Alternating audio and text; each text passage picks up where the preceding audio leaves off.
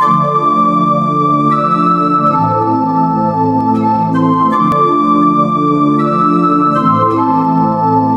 saudamos a todos os presentes no salão e aos internautas que nos acompanham pelos mecanismos da internet e participam desse 8º Congresso Espírita da Rádio Evoluir e da FEAC. Sejam todos muito bem-vindos. O seminário, nesse congresso, ele está versando sobre a obra de Leon Denis, O Problema do Ser, do Destino e da Dor. E o capítulo que nós vamos tratar com vocês hoje, que nós vamos conversar, é um capítulo que Leon Denis trata sobre renovação de memória. É um capítulo muito técnico, tá? Onde a gente vai procurar de uma maneira bem rápida passar por vocês aqui, que esse tema, Leon Denis dedica mais de 50 páginas desse livro.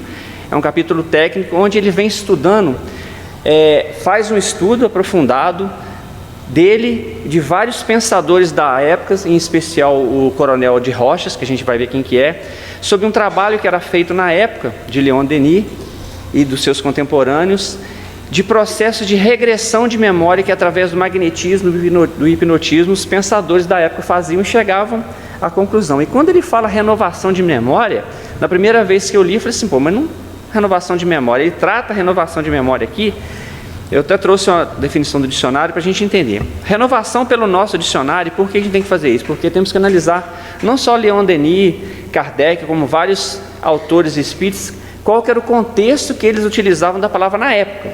Que muitas vezes a gente vai procurar a palavra no dicionário hoje e às vezes causa algum desconforto e que prejudica a nossa interpretação. Renovação está no ato ou efeito de renovar, renovamento. Mas renovar é fazer ficar outra vez como novo. E é justamente isso, nesse processo de magnetização, de hipnotismo, eles levavam as pessoas a um estado alterado de consciência e onde as memórias do seu passado, da atual reencarnação, levavam pessoas de 20, 30 anos a 10 anos anteriores, a idade próxima do seu nascimento, e essas memórias reavivavam, se renovavam na mente deles. E, muito provavelmente, eles investigaram e tiveram acesso a relatos de que essas pessoas, os sujeitos, como eles denominavam na época, acessavam não só suas reminiscências próximas do nascimento, como reencarnações anteriores. Então, Leon Denis vai estudar alguns casos e vai estudar casos que vários pensadores da época estudavam. E ele começa o capítulo dizendo o seguinte: consagraremos o presente capítulo e os seguintes a refutar as objeções da doutrina das vidas passadas, dos seus contraditores, e entraremos no campo das provas científicas que todos os dias vêm consolidá-la. Então ele pegou justamente alguns experimentos que os materialistas faziam na época e refutavam contra a teoria, a tese na época das vidas sucessivas. E ele diz, e ele vai trabalhar isso no problema. Eu convido vocês, agora a gente tem cerca de 50 minutos, 1 hora, a mergulharem nessa obra, O Problema do Destino, do Ser, do Destino da Dor, em todos os seus capítulos. Notadamente nesse capítulo, ele vem trazer informações de pensadores, pesquisadores, estudiosos da sua época, que fizeram experimentos e publicaram esses experimentos nas mais renomadas revistas científicas da época. Então a gente tem que tomar cuidado, muitas vezes fala assim, mas a ciência não provou, a ciência não provou. Muitos de nós, e a gente faz uma análise pessoal, às vezes nos utilizamos da ciência só quando nos convém. Quando nos convém a gente fala, mas não é unanimidade. Muitas das vezes a ciência não é unanimidade porque naquele ponto nem todos os cientistas se debruçaram sobre aquilo ali. Então é muito interessante a gente observar. E a objeção mais trivial que se tinha na época de Kardec, na época de Leon Denis, e até mesmo hoje é o seguinte, não tem essa questão, essa história de vidas sucessivas, não. Por quê? Se o homem já viveu, perguntas, por que não se lembra das suas existências passadas? E para quem estuda um pouco mais de espiritismo, vê que logo nos primeiros momentos, quando a gente se debruça sobre a codificação kardeciana, é uma pergunta que é respondida de maneira muito tranquila, mas nos incomoda. Então ele já fala o seguinte: já sumariamente indicamos a causa fisiológica desse esquecimento. Essa causa é o próprio renascimento, isto é, o revestimento de um novo organismo, de um invólucro material que, sobrepondo-se ao invólucro fluídico, faz a seu respeito um papel de apagador. Então, Leon Denis, primeira coisa que ele fala é o seguinte: olha, a causa fundamental, uma causa orgânica que não permite que o homem, via de regra, tenha acesso às informações de suas vidas passadas é porque ele está com um corpo novo, um cérebro novo. Se nós pegarmos um computador desse aqui e vamos fazer uma melhoria, vamos usar outra máquina. Se a gente simplesmente pegar e utilizar todo o nosso conhecimento que a gente tem, o computador novo é um computador virgem e vai ficar ali. Se eu não pegar o que tem aqui e instalar o novo computador, ele vai ficar ali natural, sem problema nenhum. O que acontece é o seguinte: tudo que nós registramos, a gente vai ver mais pra frente, está registrado no Espírito, patrimônio universal do Espírito. Todas as vivências que a gente teve, todos os fatos que nós presenciamos, tudo que nós aprendemos está registrado, não está deletado. Mas a máquina que a gente vai operar é virgem, é limpa. E um outro detalhe, ele fala o seguinte: o espírito no estado de vigília, ou seja, no nosso estado natural, enquanto encarnados aqui, a gente só pode se exprimir pela linguagem e as expressões que o nosso cérebro material registrou. Não adianta você querer falar para uma criança, por exemplo, do ensino fundamental ali, coisas com as quais o cérebro dela ainda não tem elementos. Passando na medida que o cérebro dela vai registrando essas novas informações, ela começa a entender. E no processo de reencarnação é a mesma coisa. Nós temos um cérebro virgem, um corpo novo. Então esse corpo não tem registro da história milenar nossa. Então ele fala, o primeiro obstáculo para essa não lembrança é o corpo físico. E notem vocês que não só Leon Denis, mas Kardec fala isso, esse esquecimento do passado não é uma regra geral. Várias pessoas, nos mais diversos cantos do mundo, lembram de forma natural de reencarnações, lembram de situações. Para nós ocidentais, a questão das vidas sucessivas é algo ainda muito no campo, já mudou muito, mas ainda é algo muito no campo do misticismo, do maravilhoso, do sobrenatural. Para o povo do Oriente, isso já é natural. Para ele não é de forma estranha nenhuma. Nós temos aí inúmeros pesquisadores, cientistas orientais que têm vários casos de livros publicados. Talvez o mais notório dele, ou pelo menos o que eu mais conheço ouvi falar, é o Dr. Ramendranat Banerjee. Ele estudou casos de crianças que se lembravam notadamente, lembrava a tal ponto de falar assim, me leva na cidade tal, na família qual, e chegava lá e falava, eu vivia aqui, coisas que foram comprovadas.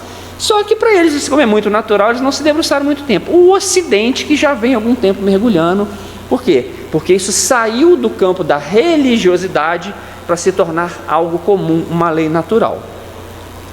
Então, Charles Richer, o notável pensador, em fevereiro de 1905, ele já asseverou: a memória é uma faculdade implacável de nossa inteligência, porque nenhuma de nossas percepções jamais é esquecida.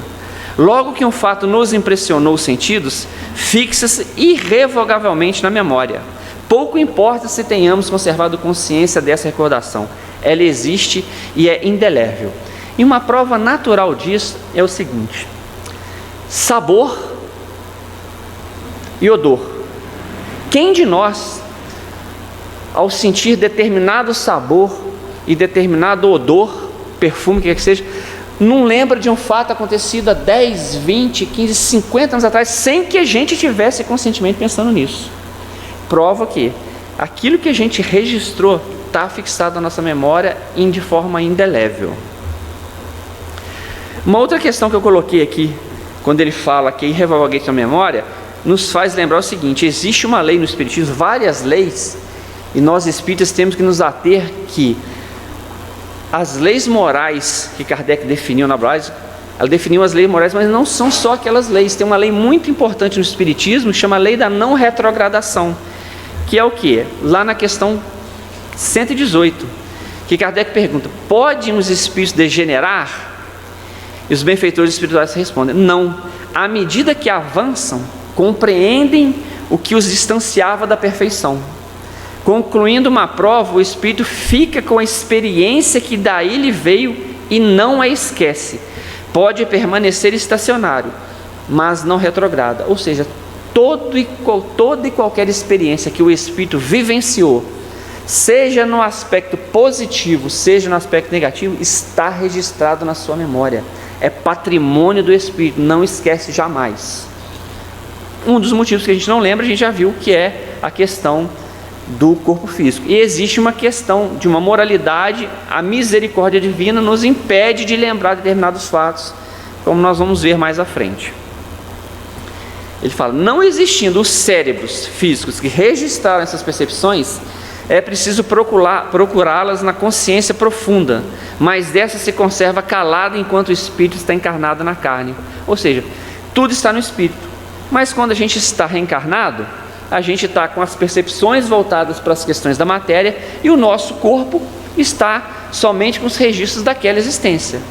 Mas, se a gente se afastar um pouco dessa nossa realidade material, seja por um estado qualquer que seja, induzido ou natural, nós podemos ter acesso a várias informações, e o que ele vai perceber aqui para frente. Para recuperar a plenitude de suas vibrações e reaver os fios das lembranças em si ocultas, é necessário que ele saia e se separe do corpo. Então percebe o passado e pode reconstruí-lo nos menores fatos. Isto é o que acontece, que se dá nos fenômenos de sonambulismo ou trânsito. Então aqui, gente, nós temos que verificar algumas questões, como que as palavras eram empregadas na época. Quando ele fala aqui, é necessário que ele se separe do corpo. Não é uma separação definitiva. Se o espiritismo separar do corpo de forma definitiva, é o desencarne, ele não volta mais. Mas todos nós nos separamos de forma maior ou menor intensidade do corpo ao dormirmos.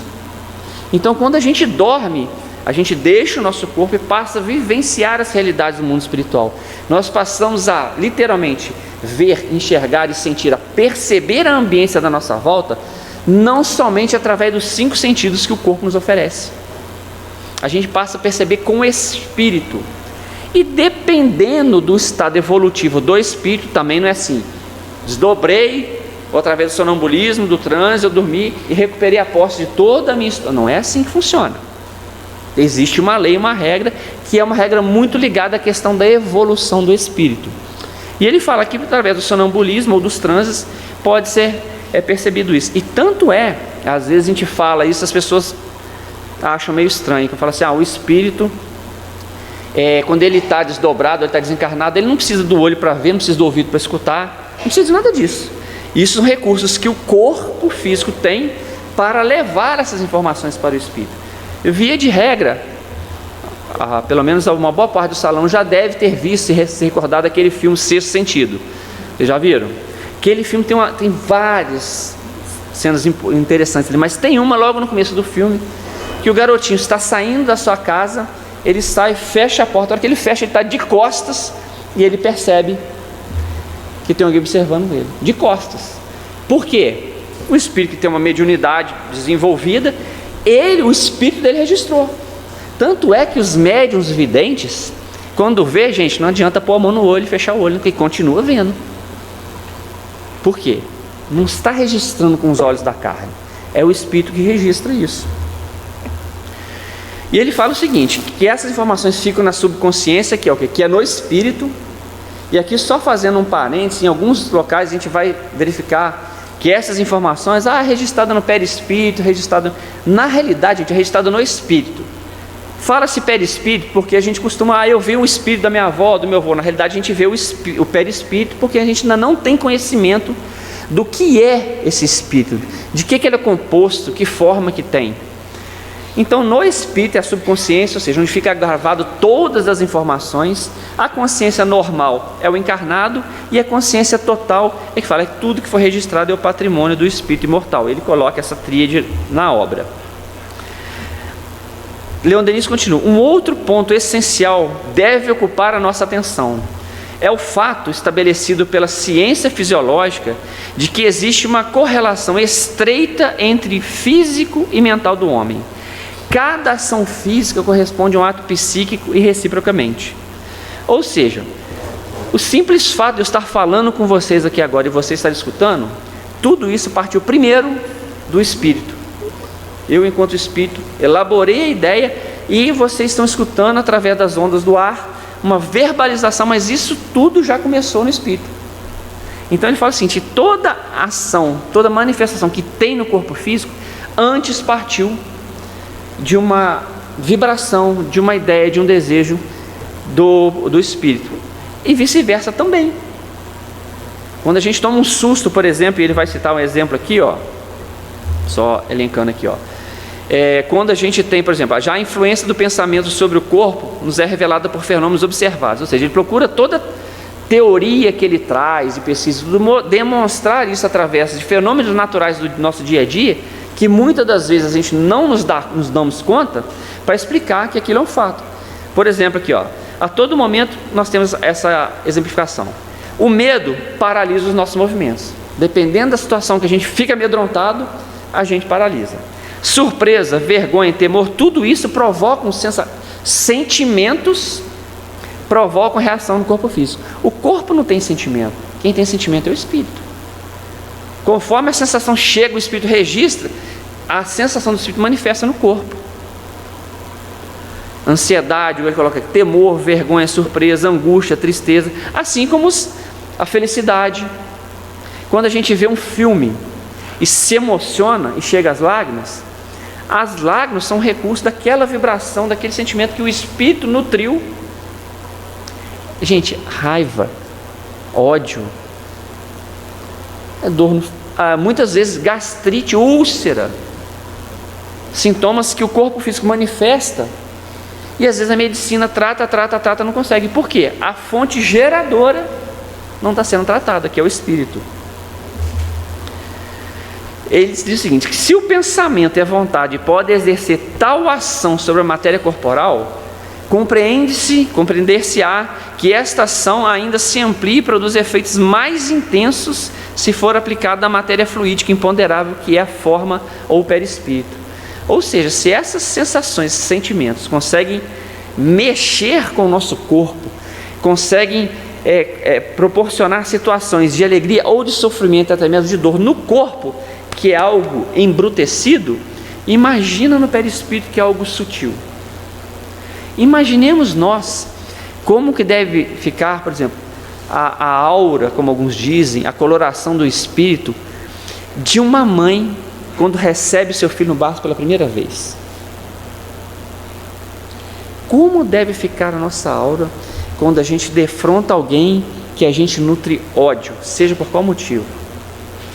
Se no nosso corpo a gente encontra com aquela criatura e dá aquele aperto no coração, taquicardia, a gente começa a suar de raiva, de ódio, se isso está acontecendo no corpo, imagina como que não está o perispírito. E os espíritos, gente, fazendo parte, eles percebem isso tudo. Por que ele está utilizando isso? Porque agora ele vai falar o seguinte, como que se dava esse processo de investigação de regressão? Eles procuravam levar esses espíritos encarnados, seja no sonambulismo, no trânsito, a um estado alterado de consciência e ir falando, recua tanto tempo, vai isso, vai aquilo. Mas como é que pode acontecer isso se ele está falando? O poder que a nossa mente tem, que o espírito tem, de atuar no corpo um sentimento, o desejo de alguém externo, ou esse desejo sendo incentivado, e eu entrando no estado de consciência, ter o sincero desejo de voltar no passado, isso é perfeitamente possível. Porque se esse desejo tem como mexer com as células físicas, tem como isso atuar de maneira muito mais potente e ostensiva no corpo espiritual. E ele vai estudar várias obras do Coronel Rocha. O Coronel Rocha, eu coloquei aqui embaixo, é Eugênio Augusto Alberto das Rochas. Ele era engenheiro militar, historiador de ciência, pesquisador de fenômenos espíritas, escritor, tradutor, administrador da Escola Politécnica de Paris. Ou seja, não eram aventureiros qualquer que liam uma obra, eu vou fazer, vamos ver o que dá. Não, eram pessoas que tinham conhecimentos, eram pessoas idôneas, eram pessoas que não se mergulhavam em qualquer assunto por moda, por momentos da época, eram pessoas que tinham compromisso sério com o quê? Com a verdade, com a ciência, sem nenhum vínculo religioso. Não importa se é espiritismo, é catolicismo, não, eles estavam em busca das ciências. E olha só, o Coronel de Rochas, ele realizou várias experiências, ele pessoalmente, de regressão da memória, e analisou várias outras realizadas por eminentes pesquisadores tais como Pierre Janet, Dr. Pitré, Bourreau, Soler e outros. Quem for mergulhar na obra de Leon Denis, vai, e hoje em dia está muito fácil, digita lá no Google quem são essas pessoas e verifica o currículo dessas pessoas. Foram pessoas que deixaram seus nomes anotados nas páginas da história, principalmente no campo das ciências, pessoas que foram tidas, e são tidas até hoje pela sociedade, como altas pessoas que contribuíram com seus estudos. Não foi o Bonjour que chegou, leu um livro, fez uma palestra na FEAC e que se resolveu publicar, não. Eram pessoas, e esses artigos, estou adiantando aqui, muitas dessas experiências foram registradas em artigos publicados em livros e periódicos conceituados da época. Lá nos fenômenos, tudo lá, a gente está falando da França, né? Os fenômenos da psique, histeria e hipnotismo, os fenômenos da autoscopia, os anais das ciências psíquicas, o Jornal de Medicina e outros. Hoje em dia é muito fácil, com os recursos que a gente tem. Não estou acreditando que esse Leon Denis está falando, não, muito menos no Robson. Pesquisa, a gente tem acesso a todos esses registros. Vai lá e verifica. Só que aí é que tem uma pequena questão. É que os Espíritos trazem para a gente na codificação. Espíritas, amai-vos. Esse é o primeiro ensinamento. Segundo, instruí-vos. Gente, tem que estudar. Tem que sentar na frente do computador, ler um livro, baixar um artigo na internet, verificar. Está no inglês, mas eu não sei inglês. Hoje em dia nem isso é problema. Traduz. Com os erros aqui, os ali, mas a essência você vai perceber. Então, gente, só não tem informação hoje quem não quer, só não valida a informação quem não quer hoje, porque é muito mais prático para a gente escutar qualquer assunto e falar assim, não acredito. Para não acreditar, basta a gente falar isso, não acredito. Agora, o acreditar, se a gente realmente acredita, a gente acredita e começa a ter que mudar de comportamento, mudar de atitude. A partir do momento que eu acredito, que eu sei, o racional me diz que eu não posso ser mais a mesma pessoa. Então ele diz o seguinte: as concordâncias, e muitos desses autores que eu citei, que tem vários outros, eram autores materialistas. Eles não estão tratando aqui questão de religiosidade, era um fato científico que eles estavam investigando. Leon Denis não, Leon Denis era um espírita, Alberto das Rochas também, mas esses outros autores, eles investigavam, não tinham compromisso nenhum com o espiritismo, eles queriam estudar o fenômeno. As concordâncias existentes entre os fatos constatados por pesquisadores materialistas hostis ao princípio das vidas sucessivas e aqueles relatados pelo Coronel Rochas demonstram que há neles algo diferente dos sonhos ou romances subliminais, porque muitos desses materialistas falavam assim, isso aqui está no inconsciente profundo, isso é um romance que ele já leu e tudo. Ou seja, a teoria que a maioria dos materialistas procurava na época, hoje muito pouco, na época, traçar para justificar o que eles tinham, era muito mais complexo do que se aceitar que a pessoa já tinha vivido antes. A teoria para explicar o fato se tornava infinitamente mais complicada do que o próprio fato. E Kardec falou o seguinte, nas obras espíritas: é muito mais fácil, o espiritismo é fácil, se a gente precisar de alguma ferramenta para interpretar o que os espíritos querem trazer, a gente deixa isso de lado. E várias vezes Kardec falou: se em algum momento a ciência demonstrar que o espiritismo está equivocado em determinado ponto, se abandone esse ponto e siga a ciência. Por quê? Porque o princípio básico do espiritismo é a fé, mas a fé raciocinada. Não é porque a OB falou, aquilo tem que ser lógico, tem que ser coerente.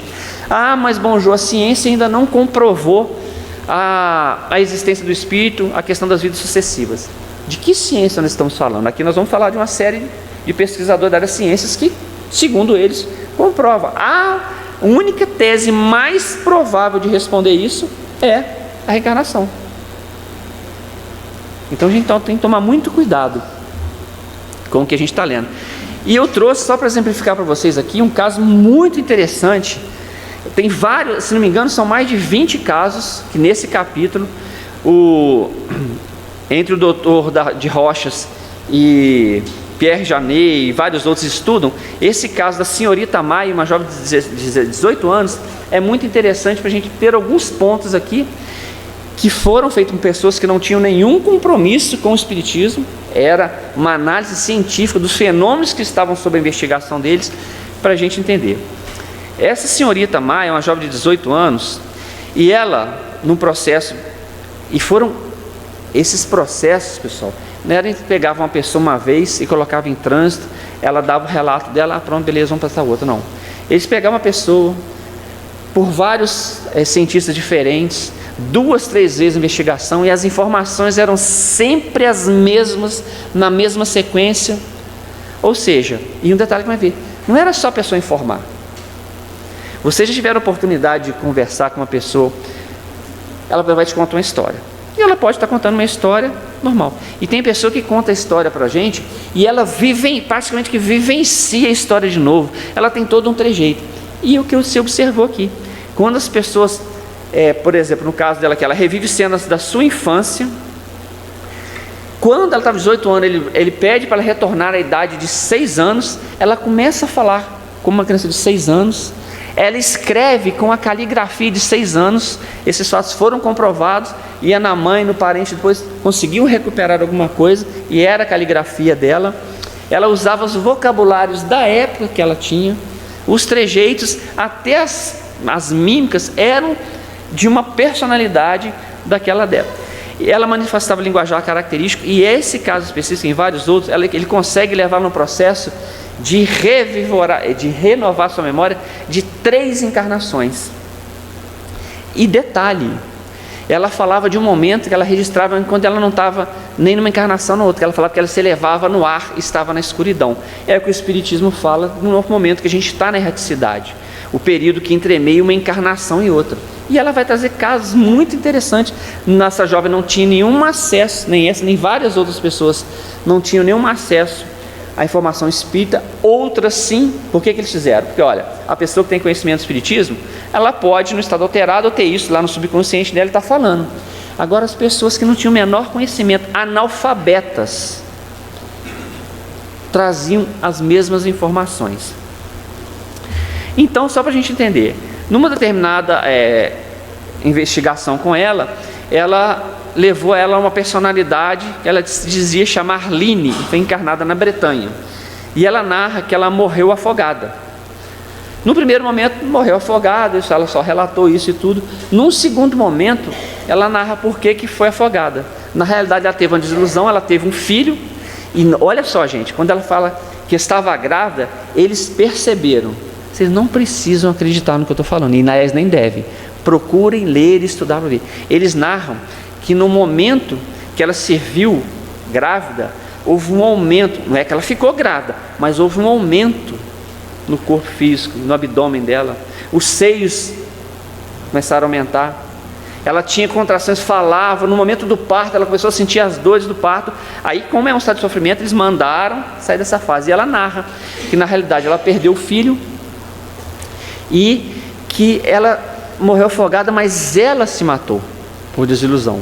E quando ela fala, ela vai narrando que ela está entrando num lago e tudo, ela começa a ter as sensações de afogamento, começa a engasgar e tossir, e ela repete isso em várias sessões, da mesma forma como as outras. Por mais que a pessoa seja uma artista, é muito difícil ela replicar literalmente as mesmas situações, os mesmos sofrimentos, os mesmos trejeitos em várias situações diferentes. Igual ele falou que ela faz movimento de deglutição, como se estivesse engolindo água ali. Numa primeira sessão eles ficaram assim, mas o que aconteceu? E ela fala que depois desse momento ela se elevou ao ar, viu espíritos luminosos, mas sofria e não tinha acesso a eles. Me acharam estranho. Depois, numa outra sessão que ela repete isso tudo, que ela fala que ela se matou, aí ele começa a compreender por que ela está no mundo espiritual, viu espíritos, mas não estava feliz, justamente pelas consequências do suicídio. Numa outra encarnação ela fala, eu fui Charles de Mauville, ou seja, fui um homem, e fala, eu vivi em Paris, não era um bom homem, matou muita gente, e ela fala, e tinha prazer nisso. E ele narra que quando ela fala que ele tinha prazer, as feições dela mudam. Sentia uma forte sofria de uma moléstia no peito, e fala que acompanhou seu próprio enterro e achou ruim, porque tinha gente falando dele, falando mal dele. E interessante quando ela fala assim, eu era homem. Isso tem ressonância com o que a gente aprende lá na doutrina espírita, na questão 201. que Kardec pergunta assim: em nova experiência, pode o espírito que animou o corpo de um homem animar uma de uma mulher e vice-versa? De certo, são os mesmos os espíritos que animam os homens e as mulheres. Ou seja, não tem nenhum problema, não há nada antidoutrinário falar que reencarnou como mulher, reencarnou como homem. Mas aí, Kardec bem sabia que a gente ia questionar esse tipo de coisa, pergunta: quando o errante prefere o espírito encarnar no corpo de um homem ou no de uma mulher? Pouco lhe importa, o que o guia na escolha são as provas pelas que haja de passar. Ou seja, um espírito que na rua lá vivia como homem, vivia como mulher, para os materialistas pode soar isso de maneira esquisita, mas para os espiritistas da época, perfeitamente comum. Porque o que eles faziam, os espiritistas? Todo esse material que eles investigavam, de autores materialistas ou não, eles procuravam ver se isso era doutrinário, ou seja, se o que o espiritismo trazia de informação na época corroborava aquelas informações. Imagina, gente, era uma forma de estar testando a todo momento o que os espíritos falavam. Porque se os espíritos falam uma coisa e a pessoa ali fala outra, não, então o espírito é errado. Não é assim que funciona. Primeiro, o seguinte: o que garantia para Kardec? Porque ele não estava vendo os espíritos. Se o espírito está falando que uma coisa acontece, outra coisa não acontece, que critério ele usava? Por exemplo, Kardec, quando começou a se mergulhar no estudo do espiritismo, ele não aceitava a teoria da reencarnação, ele não era adepto. Tanto é que ele refutou muitas vezes, porque ele falou o seguinte: tem espírito que vem aqui comigo e fala: eu morri, não estou lembrando de vida nenhuma que eu tinha, só dessa, e estou aqui, eu não sei quanto tempo, não vou reencarnar. Não tem esse negócio não. E outros espíritos vinham e falavam que tinha. E aí? Como é que faz? Quem que confia e quem que não confia? E Kardec escreve, não nessas palavras, não sei entender, fala assim: só aceitei a tese da reencarnação quando cheguei à conclusão que somente ela explicava um conjunto de fenômenos e, acima de tudo, a misericórdia de Deus. Que Kardec só tomava um postulado espírita como verdade quando aquele postulado respondia não só uma questão, mas todo um conjunto de questões e de teoria. Senão o espírito fala assim, manifesta, fala, isso aqui funciona desse jeito. O outro espírito fala, funciona de outro jeito. E quem que vai acreditar? Não. Se é uma lei, um advogado em São Paulo pode falar num determinado vocabulário, do Rio Grande do Sul no outro vocabulário, lá em Goiânia no outro vocabulário, mas o conteúdo, a informação é a mesma. É isso que Kardec fazia. Então a reencarnação aconteceu isso. O espírito falava, não tem esse negócio não. Outros falavam, tem, já estou aqui, já vivi isso, já dava relato. Então quando ele chegou, falou assim, somente a reencarnação consegue responder de forma geral, de forma simples e, acima de tudo, de forma justa, todo esse intrincado mecanismo da justiça divina. E ele diz, sem a reencarnação não há como se entender um Deus soberanamente justo e misericordioso. Então continuemos. Aí, depois dessa experiência, num outro momento, ela acessa a uma personalidade, Madeleine de Saint-Marc, que fala que foi uma dama da corte de Luís XIV e dando certas informações, e apreciava muito o autor Racine, Jean-Baptiste Racine, se não me engano.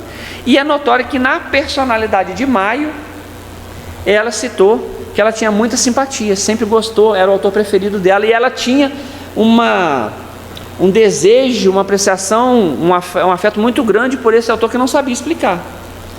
Ou seja, numa reencarnação passada dela, ela não conheceu esse autor pessoalmente e era admirada. E ela falava, eu era uma personalidade egoísta, ciumenta, morri numa agonia com uma crise tísica aos 45 anos.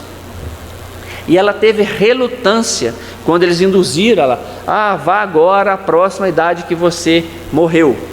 E ela tinha essa relutância, até que foi imposta a vontade do magnetizador, foi sobreposta à vontade do paciente, digamos assim, e ela presenciou essa situação. Aí explica por que a relutância dela, porque ela falou, foi um processo muito sofrido para ela.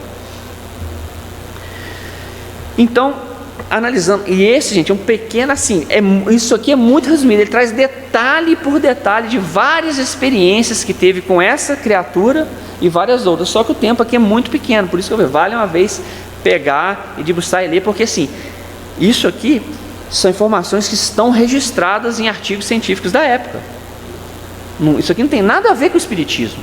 O que ele pegou não foi material espírita para estudar, foi fatos científicos, porque lá no começo ele falou: vou utilizar de fatos científicos para demonstrar que a teoria daqueles que refutam a reencarnação não é válida. Refutar só por refutar, não tem problema. Ele fala assim: a simulação não é possível. Maio atravessa os diferentes estados hipnóticos e em cada um deles manifesta os sintomas que os caracterizam. Quando ele falou que ela retornou a reencarnação, a vivência masculina, falou que o tom de voz dela mudou, a forma dela se dirigir mudou. Quando ela era criança, falava como criança. Então tudo isso, e não é uma nem outra vez, é você fazer isso várias vezes, quantas vezes você for submetido ao processo de hipnotismo, de indução, do que quer que seja, você trazer os mesmos relatos, com a mesma riqueza de detalhes, sofrer da mesma forma, se saciar da mesma forma, colocar a sua opinião da mesma forma. Então ele fala, é impossível essa simulação. Por que ele fala impossível nessa situação? Por quê? O simulacro, a indução, me fugiu o nome agora, o embrólio, a ilusão existiu não só na época de Kardec, como várias outras situações. Teve situações que Kardec e Leon Denis investigavam que viu que era simulação. Só que ele fala, o fato de um fenômeno não ser correto, a gente ter desmascarado, não significa que todo o resto está comprometido. Seria muita inocência de nossa parte se você encontrar com uma pessoa, a pessoa te fez mal, você achar que com todas as pessoas que você vai encontrar vai te fazer mal. Aí ele fala, detenhamos-nos um instante para considerar o conjunto desses fatos e buscar garantias de autenticidade que apresentem e extrair deles os ensinamentos. Ele fala, primeira coisa, uma coisa que nos impressiona em primeiro lugar, em cada vivência renovada, por isso que ele fala renovação de memória, a repetição constante ao longo de múltiplas sessões. No livro ele analisa, acho que 5 ou 6 sessões dessa jovem, mas ele fala que tem várias outras, dos mesmos acontecimentos, na mesma ordem, ou seja, primeiro você vai lá na última, na penúltima, na penúltima, não, agora eu quero que você vá na última que você lembra, volta na primeira. Ele faz essas jogadas assim, ele fala, os mesmos acontecimentos na mesma ordem, seja ascendente ou descendente, de forma espontânea, sem hesitação, sem erro ou confusão. Relatava um fato aqui, vários fatos aqui, um mês depois, para outro conjunto de experimentadores, relatava os mesmos fatos, com o mesmo comportamento, com os mesmos acontecimentos, sem errar nada.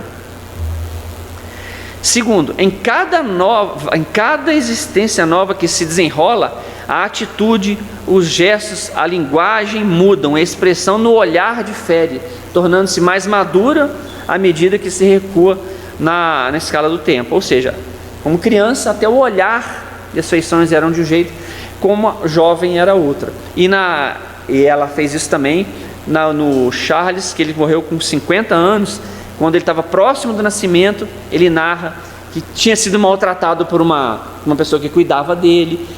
Então é muita riqueza de detalhes. 3. Quando o sujeito é uma mulher e passa por uma encarnação masculina, a fisionomia muda completamente, a voz é mais forte, o tom mais elevado, o modo de ser demonstra mais dureza. Ou seja, ele está realmente... Por que, gente? Que interessa? Por que às vezes a gente fala assim, não sei se vai acontecer, quando alguém fala pra gente, eu descobri isso e isso. Uma coisa é quando a gente lê uma história. O rememorar da nossa vida passada, isso não aconteceu comigo, mas as pessoas que passam por essa situação falam assim, é algo diferente. Por quê? Não tem como a gente não acreditar, porque não é uma história que estão contando pra gente, é uma vivência de algo que já aconteceu com a gente. E nessa encarnação, quando a gente revive um momento feliz, a gente não se torna feliz naquele momento? Quando a gente revive um momento triste, a gente se entristece novamente. Então é diferente, não é algo que é chegado para o bonjour e fala assim, na outra encarnação você foi isso, isso, não. A gente toma consciência dessa personalidade. Por quê? Está tudo armazenado no espírito. ele vivencia aquilo de novo. Cada lembrança evocada, cada cena vivida mobiliza todo um cortejo de sensações e de impressões agradáveis ou dolorosas, cômicas ou pungentes, segundo o caso, mas perfeitamente adequada à situação. E tem várias outras situações que ele observou, que não deixam a menor sombra de dúvida de que esses fatos em específico não tem como não aceitar a única, mais simples, mais óbvia e mais concreta possibilidade. Essa criatura não está vivendo aqui pela primeira vez, já viveu antes. Agora, não significa dizer que em estados desses as pessoas verificaram que tinha ali uma encenação, um embuste, uma mentira. E outra coisa, muitas dessas vezes as pessoas falavam: eu vivi na cidade qual teve uma outra jovem que eles levaram em estado alterado. Ela falou assim: eu vivi na Bretanha também, no vilarejo de tal, e me joguei de um penhasco. Aí eles foram lá, procuraram, não tinham registro de ninguém ter ajudado no penhasco. Na época não foi registrado isso, mas o local que ela indicou, verificaram que tinha uma jovem lá, que passou pela situação que ela falou, de abandono do marido e tal. A única situação que eles não conseguiram comprovar foi que ela tinha pulado. A moça simplesmente sumiu do mar. Ninguém sabia quando ela tinha morrido e tal, mas todo o resto que ela falou, eles conseguiram comprovar. Várias outras situações, eles falaram. Iam no cartório da época, não é cartório, eles utilizam um outro nome lá, mas no local de registro, verificou a identidade da pessoa, verificou o trabalho daquele rapaz que ele falou que ele era um funcionário público, verificaram, tinha um funcionário público lá. Alguns assinaram, e a assinatura que eles tinham lá coincidia com a assinatura deles. Então assim, é muita evidência mesmo. Aí ele fala: finalmente, de nossa parte, esperamos que os fatos acima descritos, juntamente com tantos outros da mesma natureza, cuja enumeração aqui seria desnecessária, seja suficiente para estabelecer a existência, na base do edifício do eu, de uma espécie de cripta, onde repousa uma imensa reserva de conhecimentos e lembranças. O que ele está falando? Que, baseado nisso tudo que ele viu, está mais do que claro que na nossa consciência, seja inconsciente profundo, o nome que você queira dar, ou seja, no espírito, falando a linguagem de nós espíritos, no espírito está catalogada toda a informação registrada, vivida, presenciada pelo espírito. Está tudo registrado ali.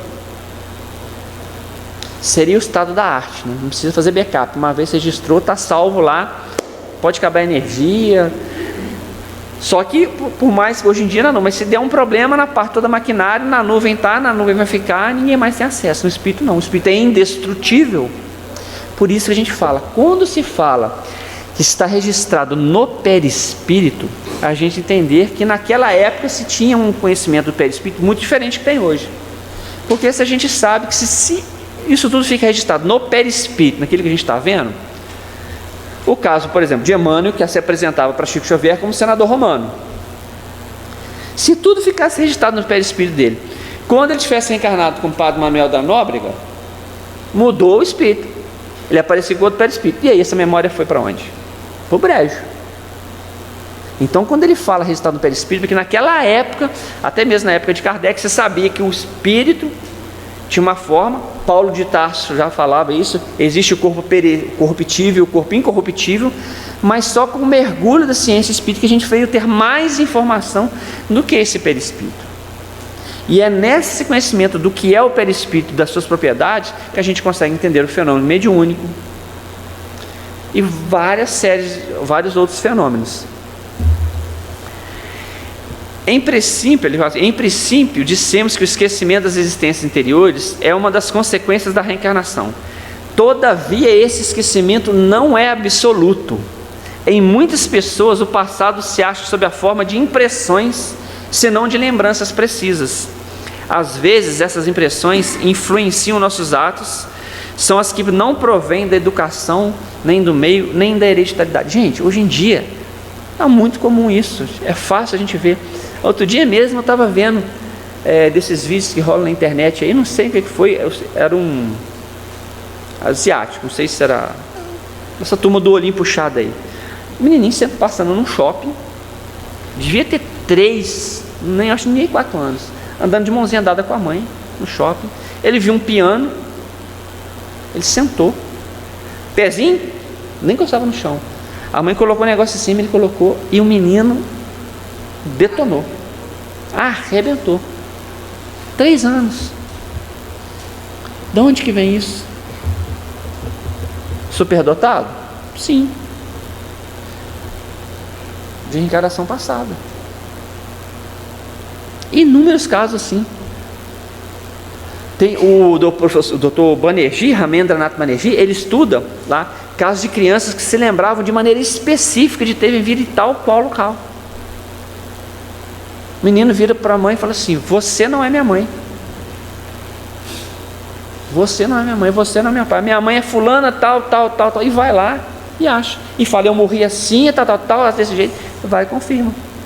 Só que para o povo oriental isso é tão comum. A própria questão, eu não estou falando da questão da religiosidade. É comum para ele porque a maioria das religiões lá são reencarnacionistas. E com algumas vertentes lá, da questão da metempsicose, que não é o caso, mas a questão de já ter vivido antes. Não importa como se viveu, mas a possibilidade de já ter vivido antes e vai viver depois é comum para eles. Para que eu vou ficar? Para mim já é um fato. Para que eu vou ficar mergulhando nisso? Mas nós temos o Dr. Ian Stevenson, que tem casos sugestivos de reencarnação. Dr. acho que Hernani Guimarães Andrade também fala casos sugestivos de reencarnação. Por que eles falam sugestivo? Porque está aqui. A reencarnação é uma tese. Essa tese até o momento é a mais plausível. Se aparecer outra, de forma científica demonstrada, você aceita outra. Mas até o momento, e já tem-se anos após anos, o fato de eu não... Uma coisa é você provar que uma coisa existe, outra coisa é você provar que ela não existe. Hoje em dia não se tem mecanismos para refutar que a hipótese da reencarnação é algo absurdo. Não é algo absurdo. Tem vários artigos, Ocidente, Oriente. Aqui em Juiz de Fora nós temos um setor da universidade, o NUPES, que fala em pesquisa e espiritualidade, que tem vídeos, tem artigos, tem coisas sensacionais mostrando o quê? Que algo, o quanto que transcende essa questão do corpo, o quanto a questão da saúde, da espiritualidade. Quando se a gente podia imaginar, longe de 50 anos atrás, que numa universidade, isso eu estou falando em termos de Brasil, tá? Lá fora isso já foi muito mais comum do que a gente imagina.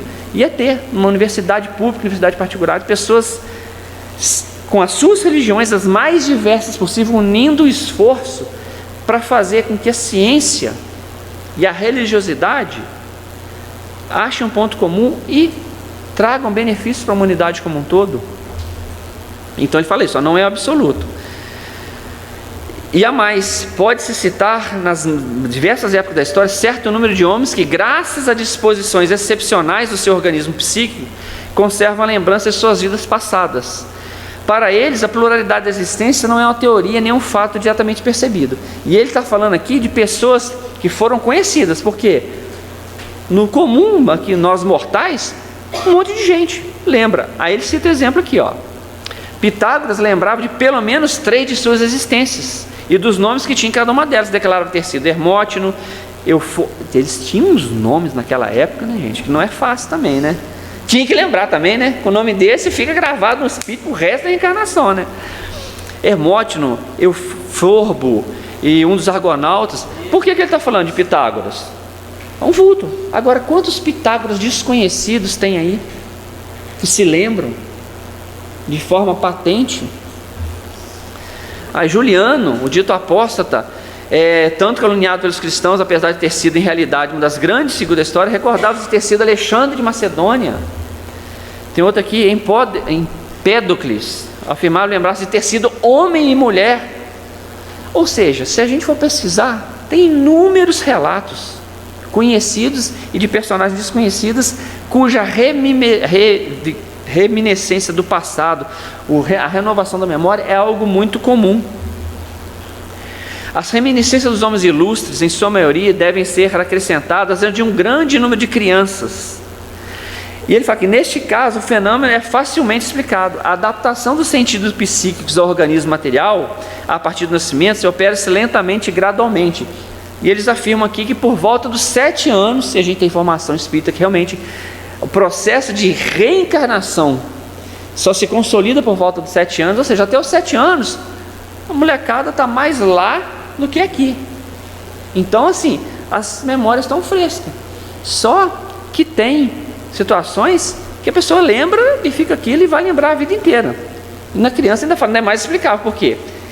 Ele está vindo recentemente, o bolinho veio do mundo espiritual, chega ali e ainda está com as informações frescas ali ainda. Aí ele começa o seguinte, por que a gente não lembra uma série de coisas? E ele vai dar alguns exemplos aqui. A persistência das lembranças provocaria a persistência de ideias errôneas, dos preconceitos de castas, do tempo e de meio. Em resumo, toda uma herança mental, de todo um conjunto de maneiras de ver, de coisas que teríamos tanto mais dificuldade de modificar, de transformar, quanto mais vivos se apresentassem em nós.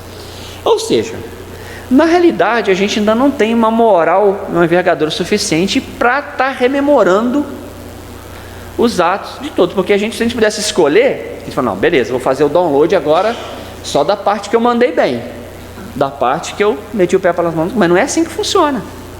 Não tem coisa da nossa atual existência que se a gente pudesse, a gente deletava da nossa vida. Coisa de ontem, de semana passada, coisa de 10 anos atrás. Aí na reencarnação, a gente vai fixar isso bem na nossa mente, para quando a gente reencarnar de novo, a gente não querer ficar lembrando. Então você tem coisa nessa tua existência que a gente gostaria e desejaria firmemente de deletar, a gente tem que, já começa por aí.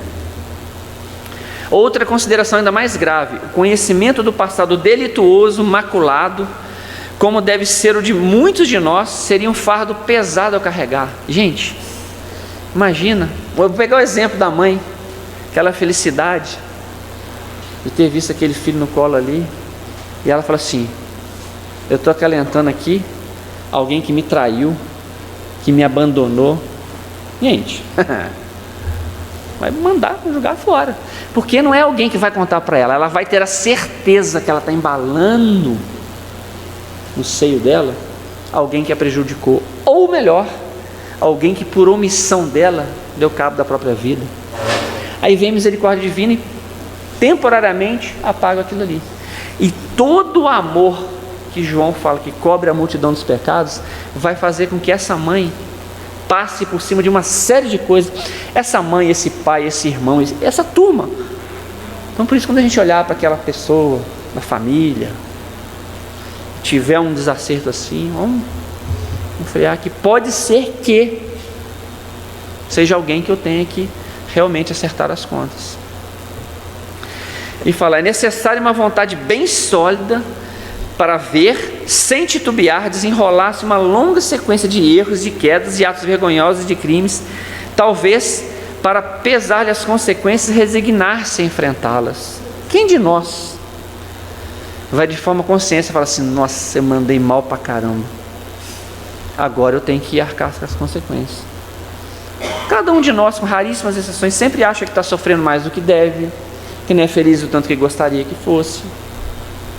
Imagina a gente sabendo por quê.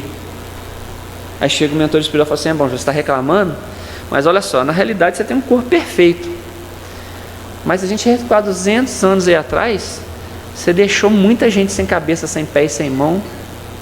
E se fosse uma lei de ação e reação, porque Kardec em momento nenhum coloca ação e reação, ele coloca ali de causa e consequência, porque a ação e reação é o seguinte, pessoal da física, se eu bater com força nessa mesa aqui, ação, a reação é o contrário, e vai doer, é fato, a lei é essa, ponto, acabou. É a lei de Talião. A lei de Deus é de causa e consequência, e a consequência leva em consideração o amor que cobra a multidão de pecados. Então, se eu matei, eu não preciso morrer. Eu posso eleger o amor e resgatar uma soma de débitos infindáveis.